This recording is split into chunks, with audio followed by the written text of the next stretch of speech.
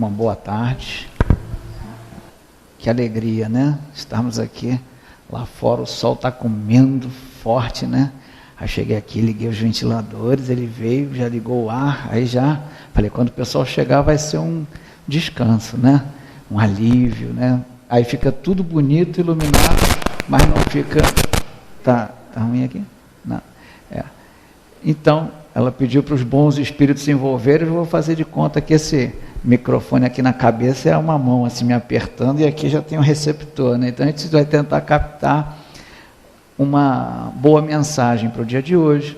O Afrânio me pediu para falar sobre a prece e a gente selecionou, viu que era um assunto fácil, né?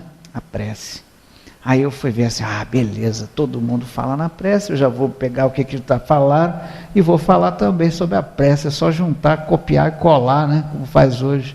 Rapaz, que surpresa. Fui olhar no Evangelho, capítulos 27, pedi e obtereis, e 28, no fundo, o capítulo 28 é uma coletânea de preces espíritas.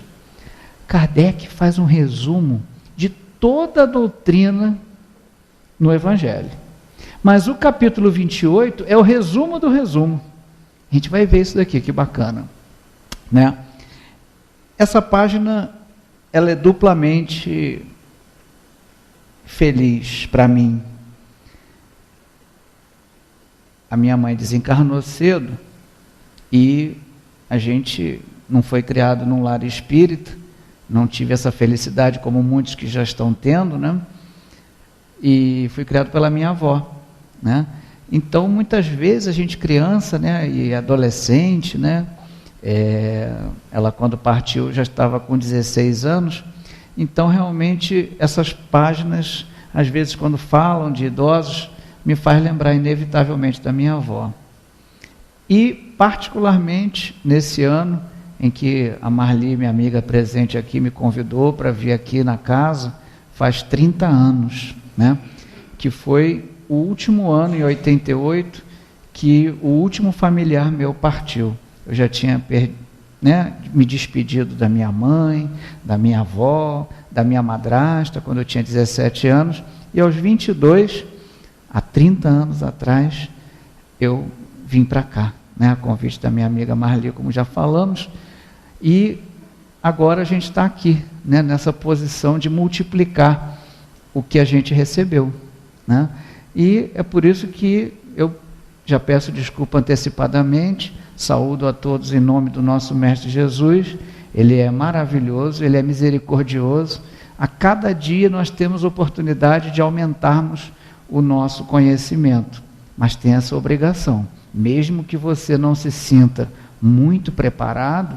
O que você estiver ouvindo aqui hoje, eu não me sinto muito preparado muitas vezes, mas a gente tem essa obrigação de passar as respostas que a gente ouviu aqui. Se foi respondida alguma pergunta de vocês, desde já estão com a responsabilidade de compartilhar, como se fala muito hoje, com as pessoas que sofrem.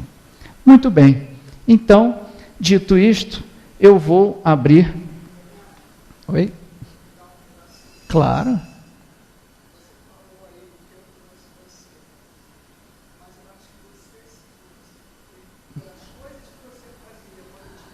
Aham.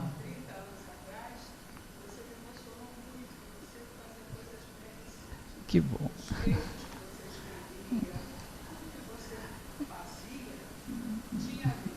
Mas você ouviu e fez o convite, né? Então, era a pessoa que já conhecia, que já estava como uma porta, um portal para muitas pessoas, não foi só eu, é claro, né? Você sabe disso. Então, a Marli é um desses agentes captadores, né? E de alegria, e a alegria dela, uma das alegrias dela consiste nisso. Fizemos peça de teatro, a Joana d'Arc, né, que foi Judas reencarnado aqui nesse salão. Então foram muitas, digamos, experiências, muitas alegrias. Eu trouxe um livro que não é tido oficialmente como espírita, só para a gente começar a degustar esse assunto do que seja a prece, o que seja uma oração. é um assunto seríssimo. Eu tive até um sonho essa noite que me deixou mais, digamos, mais descompassado do que eu já sou. Muitas vezes a gente olha para o mundo material e fica assim, meio que estranhando quando a gente estuda o Espiritismo, né? O André Luiz fala que o espírita sempre está um pouco à frente, né? Ele, quando está pensando, ele não tem uma vida tão comum. Esse livro eu também conheci antes de conhecer a doutrina espírita, e ele de vez em quando volta até mim, essas lembranças. Ele começa com uma parábola, né? Eu não vou ler o livro todo, mas eu vou ler essa parábola só para vocês colocarem assim na sua mente uma ideia bem ampla do que seja a vida, independente da gente falar da realidade triste, material do nosso mundo. Tem uma musiquinha ambiente assim? Não combinamos nada. Olha só como é que eu dou uma sinuca assim. Se tiver. Então diz assim: houve um mestre que veio à Terra, nascido na Terra Santa de Indiana, Estados Unidos, criado nos Montes Místicos, a leste de Fort Wayne. O mestre aprendeu sobre este mundo nas escolas públicas de Indiana, e enquanto crescia em seu ofício de mecânico de automóveis. Mas o mestre tinha conhecimento de outras terras e outras escolas, de outras vidas que vivera. Assim sendo, lembrava-se disso, e assim sendo, tornou-se sábio e forte, de modo que outros viram a sua força e vieram procurá-lo em busca de conselhos. O mestre acreditava que tinha o poder de ajudar a si mesmo e a toda a humanidade, e acreditando, assim era, para ele, de modo que outros viram o seu poder e o procuraram para se curar de seus problemas e suas doenças. 5. O mestre acreditava que é um bem para qualquer homem considerar-se filho de Deus, e acreditando, assim era. Então, as oficinas e garagens em que trabalhava se apinhavam com aqueles que buscavam seu conhecimento e o contato com ele, enquanto as ruas lá fora enchiam-se daqueles que somente ansiavam que a sombra de sua passagem caísse sobre ele, modificando suas vidas. Resultou que, por causa das multidões, os vários contramestres e chefes da oficina pediram ao mestre que largasse as ferramentas e seguisse o seu caminho, pois a aglomeração era tal que nem ele, nem os outros mecânicos tinham espaço para trabalhar nos automóveis. E assim foi. Ele seguiu para os campos, e as pessoas que o seguiam começaram a chamá-lo de Messias, o fazedor de milagres. E, como eles acreditavam, assim era. Se ocorria uma tempestade enquanto ele falava, nenhuma gota tocava a cabeça de seus ouvintes. O último da multidão ouvia suas palavras tão claramente quanto o primeiro, qualquer que fosse a intensidade dos raios ou trovões no céu, e sempre lhes falava em parábolas. E lhes disse: dentro de nós repousa o poder de nosso consentimento para a saúde e a doença, a riqueza e a pobreza, a liberdade e a escravidão. Somos nós que controlamos essas coisas e não outros. Um moleiro, trabalhava com mola, disse: essas palavras são fáceis em tua boca, mestre, pois és guiado como não somos e não precisas trabalhar como nós. O homem tem de trabalhar para ganhar a vida neste mundo. O mestre respondeu da seguinte forma: uma vez havia uma aldeia de criaturas no fundo do leito de um grande rio cristalino. A corrente do rio passava silenciosamente por cima de todos eles, jovens e velhos, ricos e pobres, bons e maus, a corrente seguindo o seu caminho, só conhecendo o seu próprio ser cristalino. Cada criatura, a seu modo, se agarrava fortemente às plantas e pedras do leito do rio, pois agarrar-se era o seu modo de vida, e resistir à corrente era o que cada um tinha aprendido desde que nascera. Mas, por fim, uma das criaturas disse: estou cansado de me agarrar.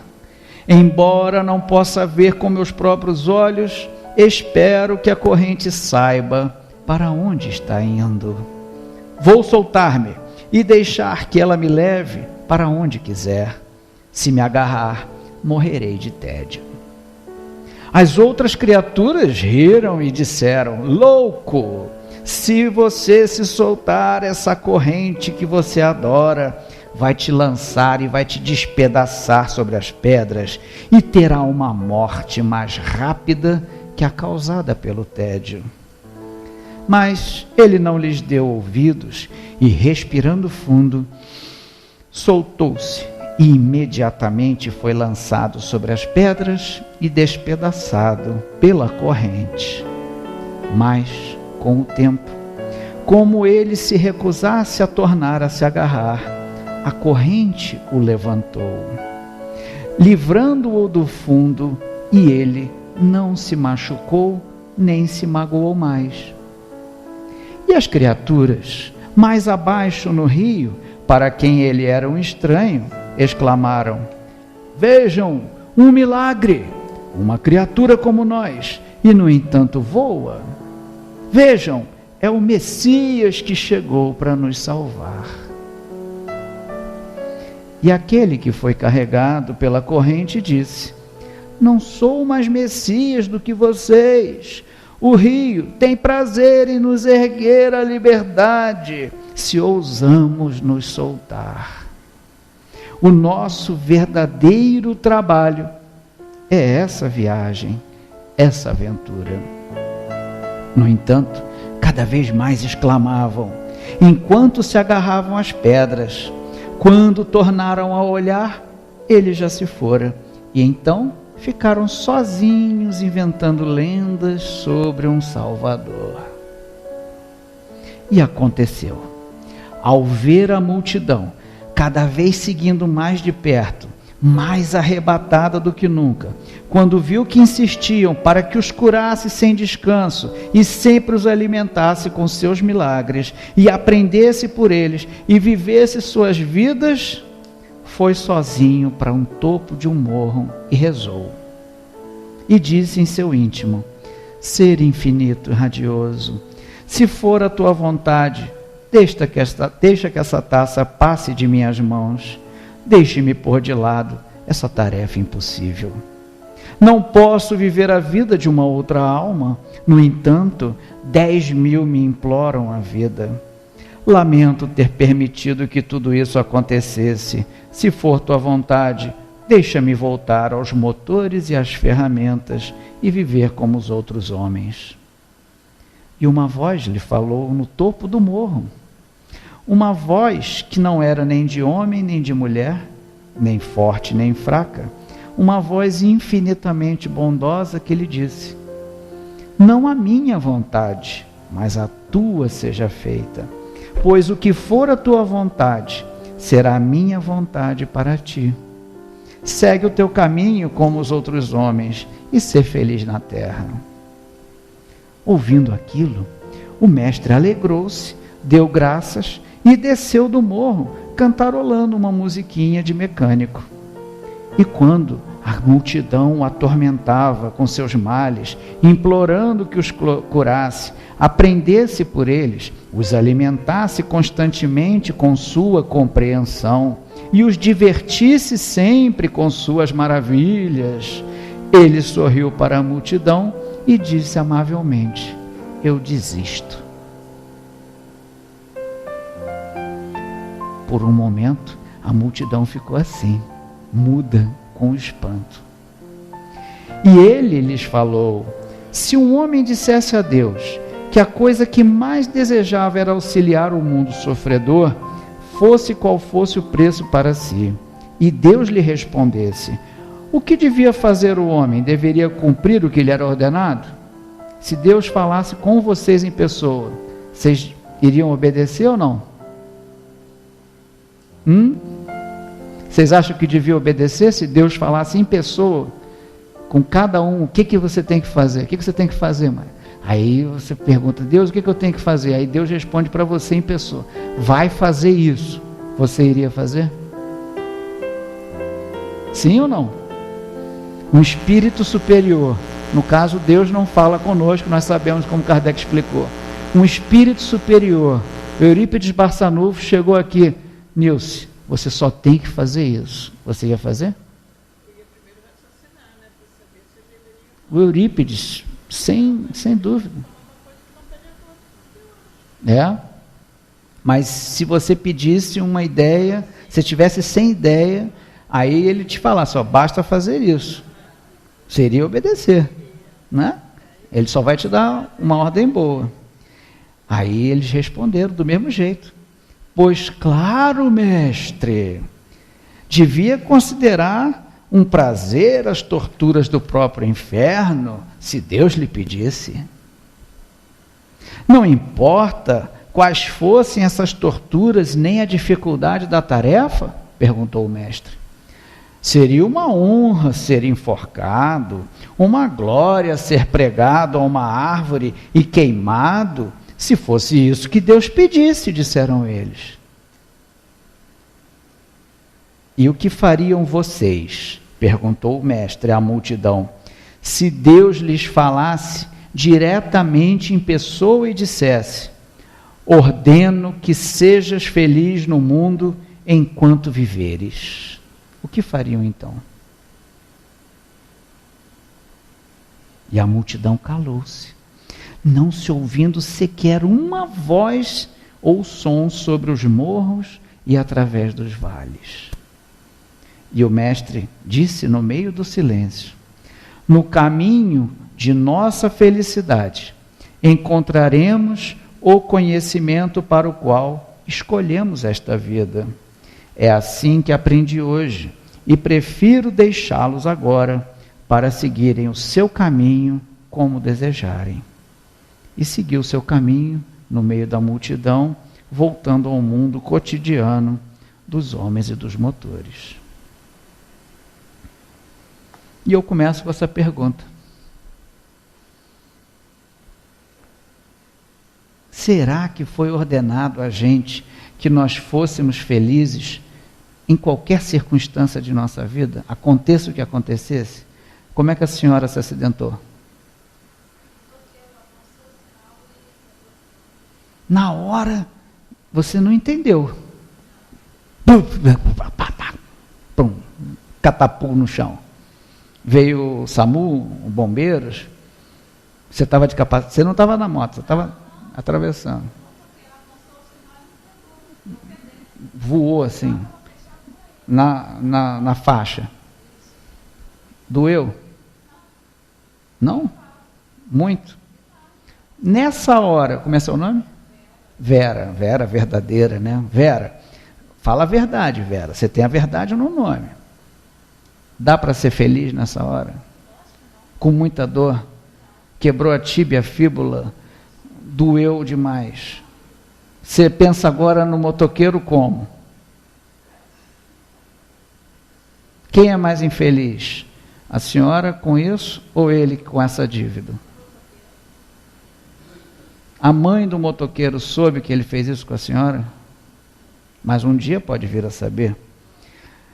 Então, gente, coisas ruins acontecem com todos nós.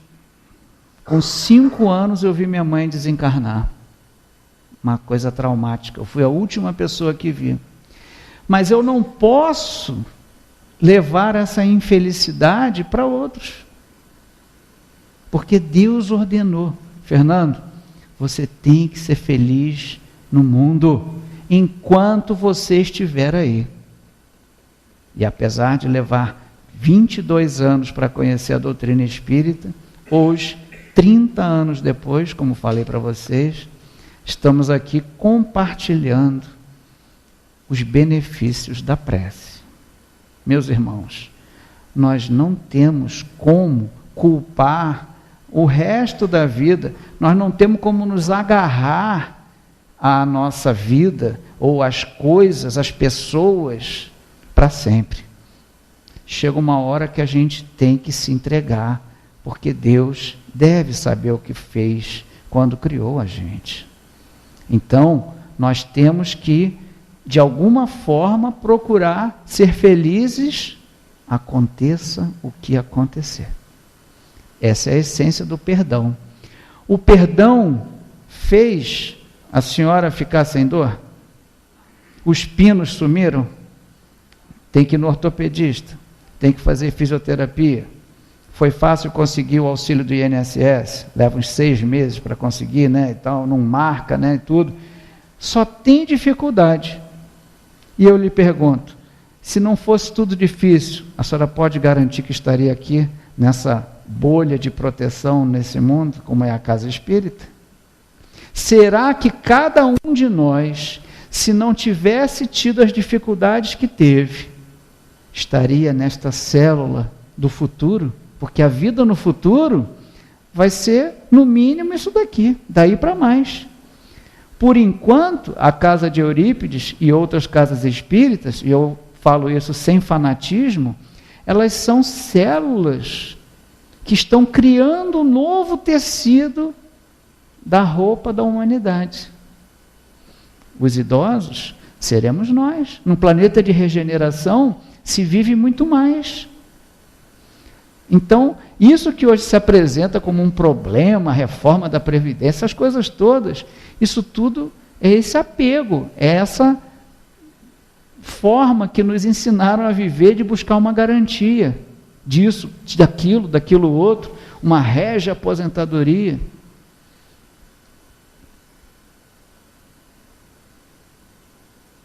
Será que isso é o que vai garantir realmente a felicidade? A gente fica com medo todos os dias para conseguir isso.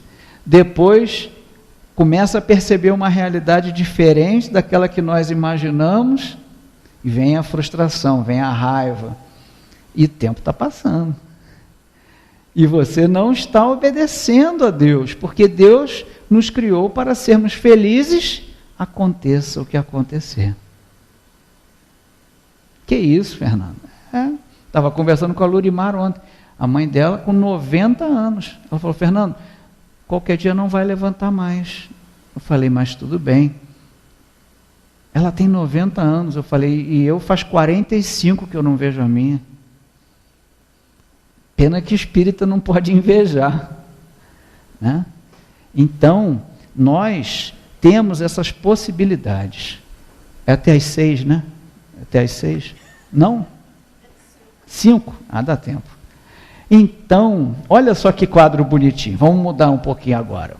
Vamos entrar um pouquinho, vamos fazer de conta que, né? A gente agora vai fazer uma coisa um pouquinho mais formal dentro do que nos propõe a doutrina espírita. Por quê? Sabemos que o espiritismo sem estudo é o quê? Espiritismo sem qualidade. Esse é um dos assuntos, ó, lá no finalzinho. A qualidade da prece. Então, ó, qualidade lá, qualidade cá. Vamos chegar nessa, vamos ver. Muito bem. O capítulo 28, como eu falei para vocês, pela minha, né, opinião pessoal, não está dito em nenhum lugar isso, a coletânea de preces espíritas, no capítulo 28, Kardec faz um resumo de toda a doutrina espírita. O Evangelho segundo o Espiritismo tem muitos tópicos do Livro dos Espíritos e do Livro dos Médiuns, só que disfarçado. Kardec destacou a parte moral das parábolas de Jesus e começou a fazer comentários. Depois inseriu as instruções dos Espíritos. Então, cada capítulo tem parábolas de Jesus, comentários de Kardec e instruções dos Espíritos. Todos os 27 capítulos são assim. No capítulo 28, ele resolveu dar uma mãozinha para todos nós. Fez uma coletânea de prece. Não é para fazer novena não, tá? terço, aí vai, Padre Nosso, repete 10 vezes isso. Primeiro milagre, como é que é a primeira estação? Jesus foi preso no horto, aí todo mundo reza 10 Pai Nosso, depois reza 10 Ave Maria. Não é isso não, tá?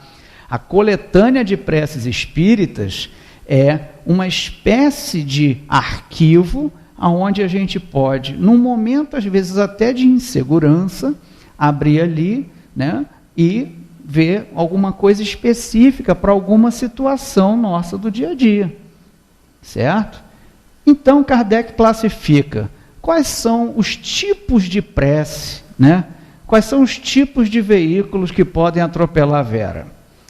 Moto, carro pode ser picape, sport utility, estou falando isso, mas pode me atropelar também, né? Se eu falo, ele pode vir para mim, né? Que mais? Caminhão, ônibus, bicicleta, né? Tem umas bicicletas aí velozes. Então, Kardec classificou não os 5 tipos de carro que atropelam as pessoas na Terra, mas os 5 tipos de preces. 5 classes. Por exemplo, os animais. Quais são as classes dos animais? Os vertebrados, os que têm coluna vertebral. Quem lembra? Peixes. Que mais? Anfíbios. Que mais? Os rastejantes. Como é que é? Répteis e aves e mamíferos, né? Então, são 5 classes de animais. Kardec é um grande educador, né? Já tinha mais de 50 anos, quando ele começou a fazer a doutrina espírita, ele já tinha essa dinâmica de criar classes para os assuntos ficarem mais fáceis de serem compreendidos, certo? Muito bem. Tem preces gerais. O que seriam preces gerais? Minas Gerais? É Minas Gerais? Preces gerais? Como é que é isso? O que seriam preces gerais? Qual é a prece mais ampla que existe na Terra? Talvez, acho que até a mais rezada. Pai Nosso, né? Kardec começa as preces gerais com a chamada oração dominical. Então, ele vem acrescentando vários conhecimentos espíritas ao Pai Nosso, que estás no céu, né? Que o vosso reino venha, seja feita a vossa vontade. Então, Kardec vai acrescentando. Essa é a prece mais geral que existe. Ela serve para tudo, certo? Então, ele vem colocando preces para reuniões espíritas, preces pelos médiuns, preces para pedir a corrigenda de um defeito. Essa é difícil, né? Alguém aqui tem algum defeito? Ou todo mundo já é perfeito? Um defeito? Muitos. Diz um aí, compartilha com a gente, vai ver que todo mundo tem, aí você é o mais corajoso. Já não tem o defeito do medo. Um defeito que você acha que você tem? Falo demais. Eu também não, né? Eu também não. Então, você pode fazer uma prece para parar de falar demais. Aquele cara, nossa, não vou com a cara dele. E aquele outro, também não topo com ele. Nossa, aquele cara, Deus me livre, parece que está acima de todo mundo. Tem gente que vê defeito em todo mundo, ele antipatiza. Num dia ele ouve uma palestra e fala assim, gente, isso é um defeito. Ele sai daquele antigo eu dele, e ele fala, mas eu vou parar de ser assim. Aí, quando ele vê no dia seguinte, ele, nossa, olha lá, aquela mulher antipática, metida besta. Aí, pronto, já começou de novo. Aí ele, falhei de novo. Então, ele pode pedir isto, uma ajuda aos bons espíritos. Então, a prece para a corrigenda de um defeito. É uma prece geral que Kardec colocou. Então, gente, vale a pena ler o capítulo 28, lá em casa, como a gente faz o culto do Evangelho no lar, a gente foi lendo, né, fazendo o estudo do Evangelho na sequência. Quando chegou nesse capítulo 28, a gente continuou a estudar. Então, foi uma descoberta incrível. Por quê? Ele também tem algumas parábolazinhas, tá? E ele vai, né, até, olha, prece pelos inimigos do Espiritismo. né?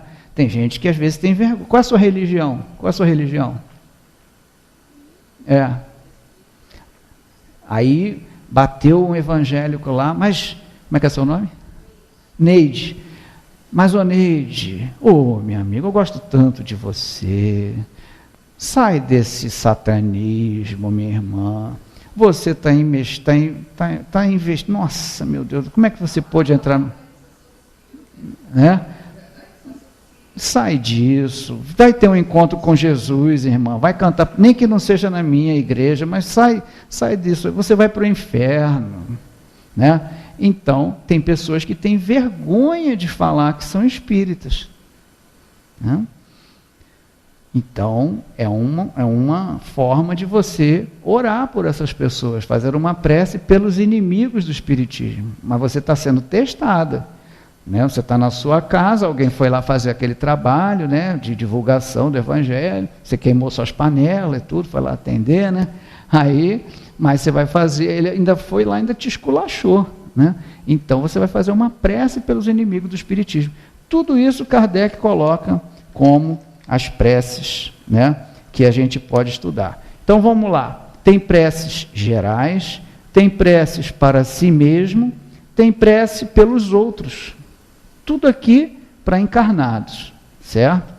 Tem a prece pelos desencarnados, tem até a prece pelos que estão desencarnando, né? Quantos velórios, às vezes, a gente ainda vai poder participar, né? A gente sabe que os espíritos superiores, Dr. Bezerra de Menezes, como a gente vê no livro Voltei, eles vêm ali facilitar o desencarne.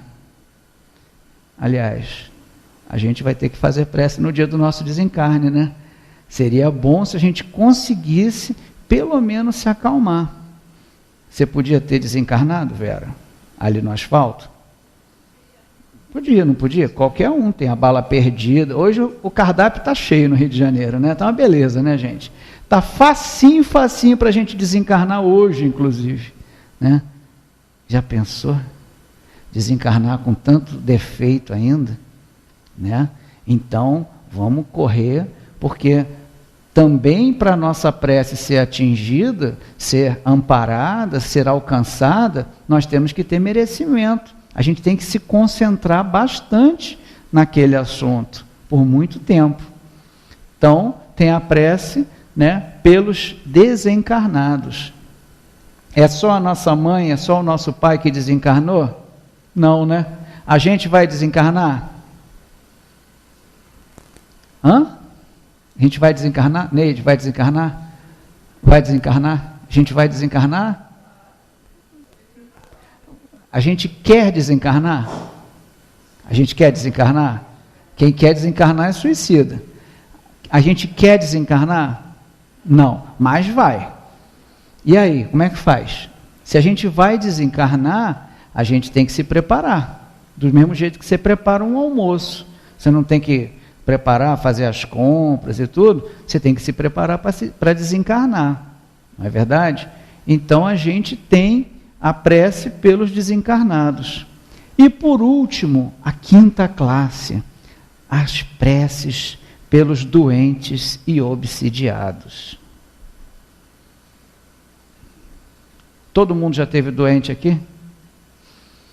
Será que alguém fez uma prece por vocês? Será que vocês foram merecedores de que pessoas orassem por vocês? Esperamos que sim. Né? Então por isso que a gente fala na reforma íntima, quanto mais agradável nós vamos nos tornando, mais simpatia nós vamos recolhendo, e os nossos protetores espirituais muitas vezes querem nos ajudar, mas não tem como, e eu vou contar uma historinha para vocês, certo? Muito bem, até aqui está tranquilo? Preces pelos doentes e obsidiados.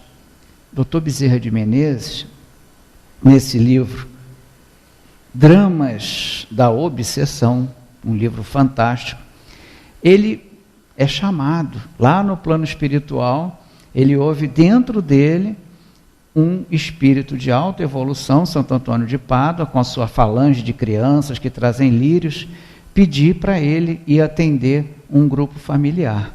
ele recebeu uma prece. Então, isso tem vários recursos, André Luiz explica isso muito bem. Então, tem uma prece que é refletida. Às vezes, alguém é chamado, mas ele ou está muito acima, ou não está em condições de atender, né? Então, por exemplo, às vezes você pode pedir para um familiar, me ajuda aqui nessa hora. Esse seu familiar, às vezes, pode estar pior que você. Ele já desencarnou, mas ele pode estar numa condição muito pior. A prece vai ser refletida. Ela vai ser refletida e algum espírito superior vai ser utilizado se você tiver merecimento. E aí é que entra essa história do Dr. Bezerra de Menezes. E ele pergunta, mas o que aconteceu? É um caso de obsessão simples. Ele fala, obsessão simples. Nossa. Aí, ao longo do livro, ele vai explicando o que é uma obsessão simples.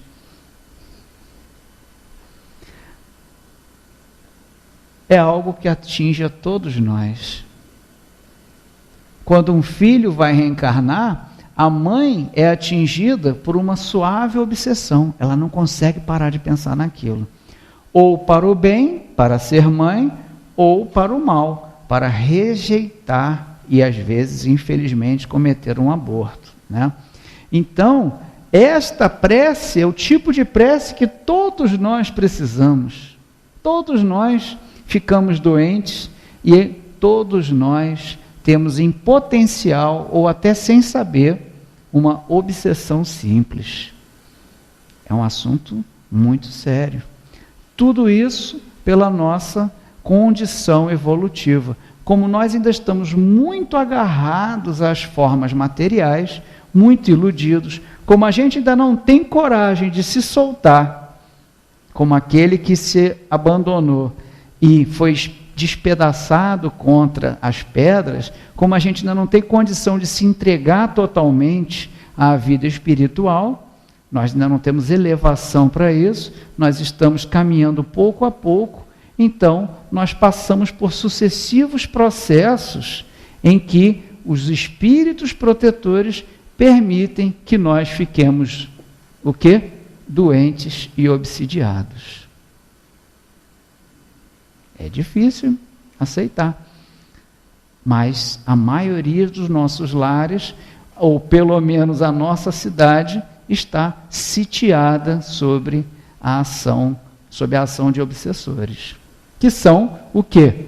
Irmãos nossos, dívidas do passado escravocrata do Rio de Janeiro, a grande capital do Brasil, por mais de quase 200 anos. Então, tudo isso se acumulou como passivo social. A dona Ivone Pereira, no livro Devassando o Invisível, recebe esse aviso de um auxiliar direto do Dr. Bezerra de Menezes. Muitas das brigas dentro das casas começam nos bares. Facebook, WhatsApp, então nem se fala. Eu fiquei mais de 15 anos fora do Rio, então faz menos de 3 anos que eu voltei. Dezembro que eu peguei e comecei a usar essas coisas assim mais. Várias pessoas aqui da casa, não entendo, você professor não tem WhatsApp? Falei, liga para mim se quiser. Liga para mim se quiser.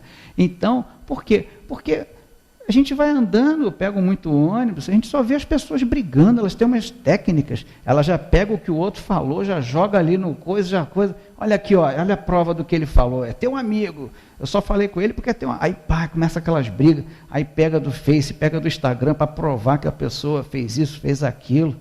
Eu falei, aí eu fiquei olhando, né? Fiquei olhando para aprender, porque eu não sabia mexer, né? Falei, bom, como é que ela cola isso daqui? Como é que, pelo menos a técnica. Eu não aproveitei o que ela estava fazendo. Procurei não entrar em sintonia. Mas eu vi que a pessoa tinha uma habilidade incrível. Então, inteligência resolve o nosso problema? Será que está nos faltando inteligência para a gente obedecer a Deus e sermos felizes? Não está faltando inteligência. O que é que está faltando? Vamos ver. Muito bem. Então, fechamos o capítulo 28, coletânea de preces espíritas. Ficou claro? Olha as classes. Preces gerais, preces para si mesmo, porque eu preciso pedir por mim, tem vários tipos. Preces pelos outros, porque A Nilce é o outro do Fernando. O Fernando é o outro da Nilce. A Nilce falou, rapaz, eu soube que o Fernando, eu gosto dele e tal.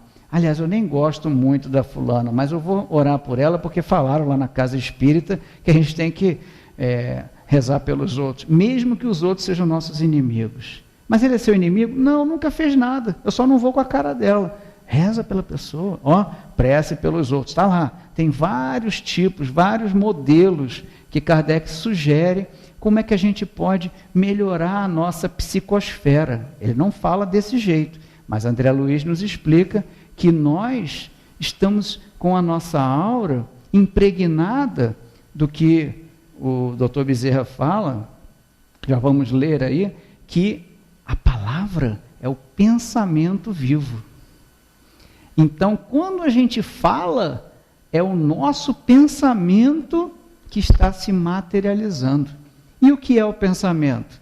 Tem aquela musiquinha chata, o pensamento parece uma coisa boa, né? Mas como é que a gente voa? Então, o pensamento, o Dr. Bezerra de Menezes fala, é o atributo divino.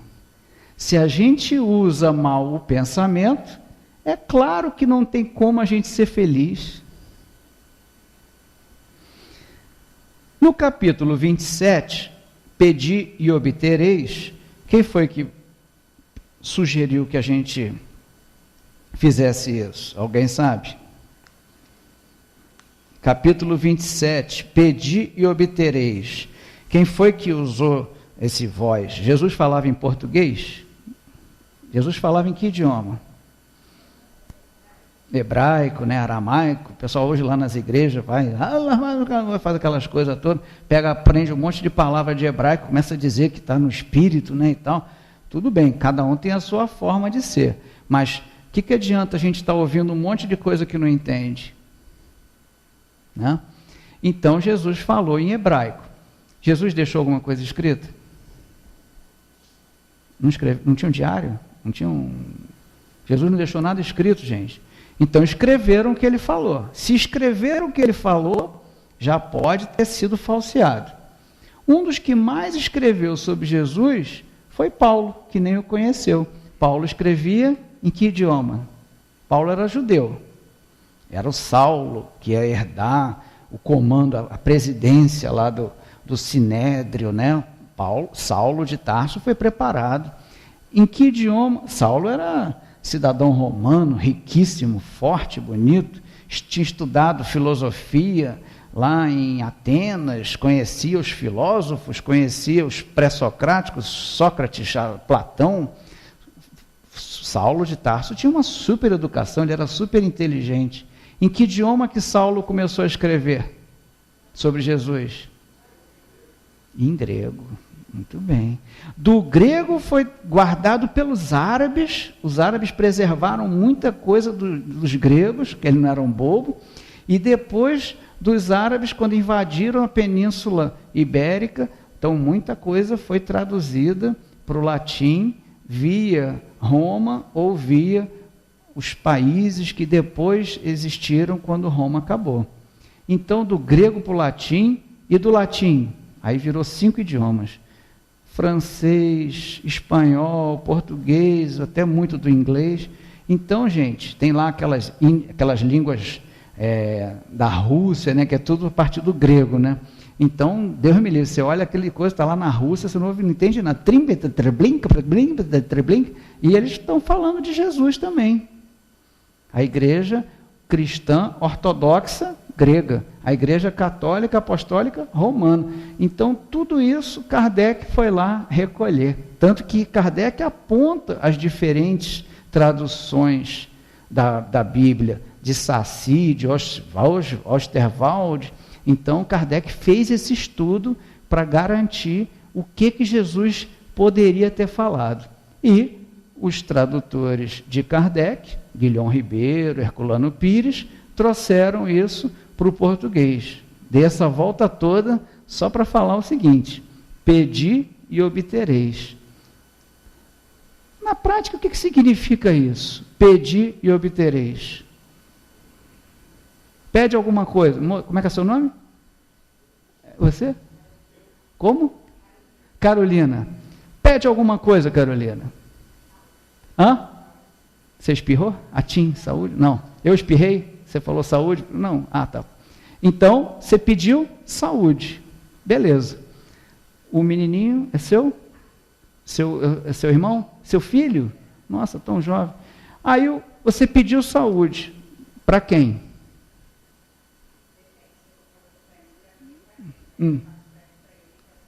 Já é o outro. Muito bem. Então você pode pedir saúde para sua família. As outras que se dane, né? Hã?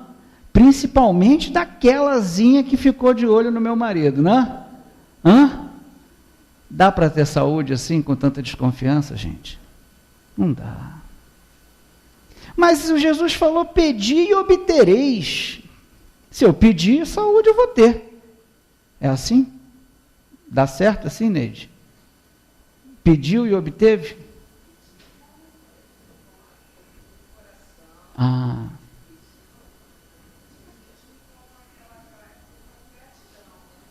Gente, o pessoal fala de física quântica, fala disso, daquela, só pensar que já vem, vou pensar prosperidade. O problema, já viram o verniz na madeira? Quando vai desgastando assim, ou então vai arranhando, o nosso pedir, o nosso pensamento positivo é só um verniz. Por baixo tem um monte de pensamento positivo. O que adianta pedir aqui na casa espírita, saiu ali, já está xingando, já está falando. Então, eu pedi saúde para mim, Carolina, pedi saúde, é Arthur, pedi saúde para o Arthur, tenha saúde. Você quer ter saúde, Arthur? Quer ficar doente? Quer saúde, né? Você quer morrer? Não. Não, né? Tá louco, né? Você tem quantos anos? Muito cedo, né, querido? Muito bem. Então, você é a Mariana? Quantos anos, Mariana? 10 aninhos. Olha que lindo, né? Você lembra o que você foi na encarnação passada? Gostaria de ter sido o quê? Hã? Doutora? Hã? Pintora. Bonito, né? Pintar, né? Refletir a beleza de Deus, copiar o mundo, né? Você pode pedir para ser pintora nessa encarnação? Você vai obter isso? Você dormiu sem saber pintar e já vai acordar pintando? Por que você não experimenta? Às vezes pede, mãe, compra a tela. Aí você já pinta aquela tela. Pedir e obtereis é assim, gente? Já pediu, já obteve? Não dá, gente. A gente tem que trabalhar a nossa vigilância sobre os nossos pensamentos, trabalhar as técnicas, se quiser ser pintora.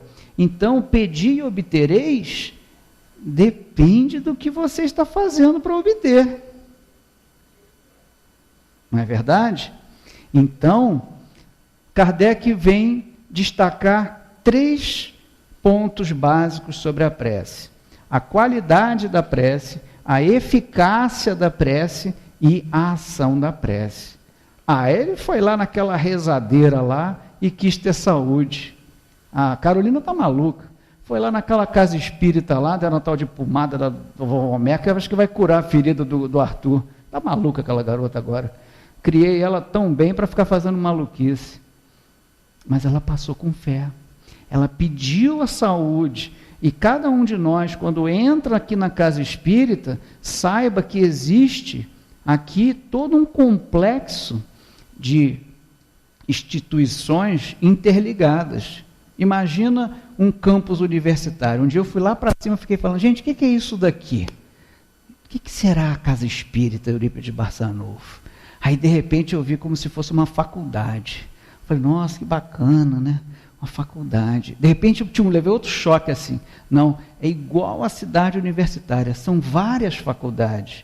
Tem faculdade de enfermagem, tem faculdade artística, né? Lá na Universidade Federal, ou então outras faculdades, você estuda várias coisas. Pode ser pintora, belas artes, né? Pode ser enfermeira, nutricionista, psicólogo, engenheiro naval, engenheiro de computador. Então, a casa espírita é tudo isso. É só você ir conhecendo cada departamento. É só você abrindo os livros que você pode pedir, você vai obter. Mas olha o que Kardec fala aqui, então, sobre a ação da prece. Olha só, capítulo 27, pedi e obtereis. Gravando, a prece é uma invocação, diz Kardec.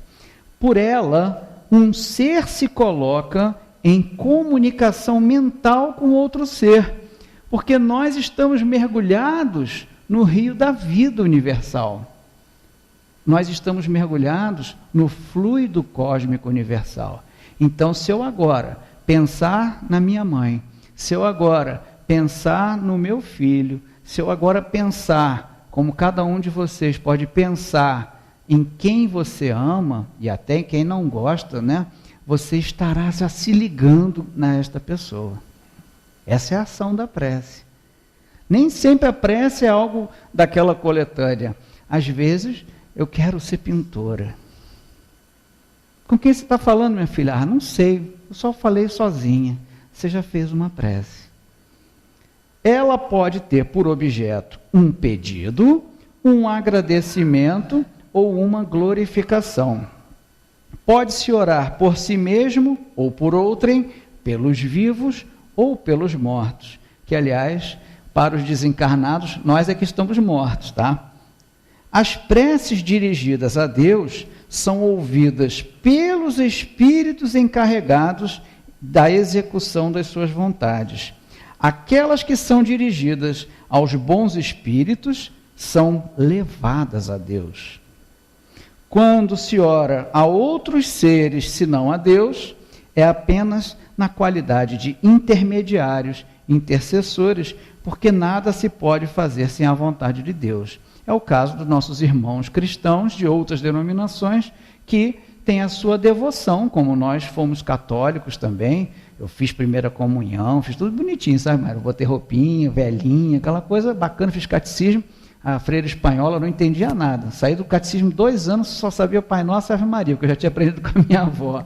Então, assim, mas eu sei respeitar. A gente vê, assim, as coisas são bonitas. Eles estão pedindo por intercessores, né? E a gente também tem os nossos. Já estamos aí beatificando, né? O Bezerra de Menezes, Eurípides. Então, às vezes, as pessoas também têm essa devoção. Isso só não resolve.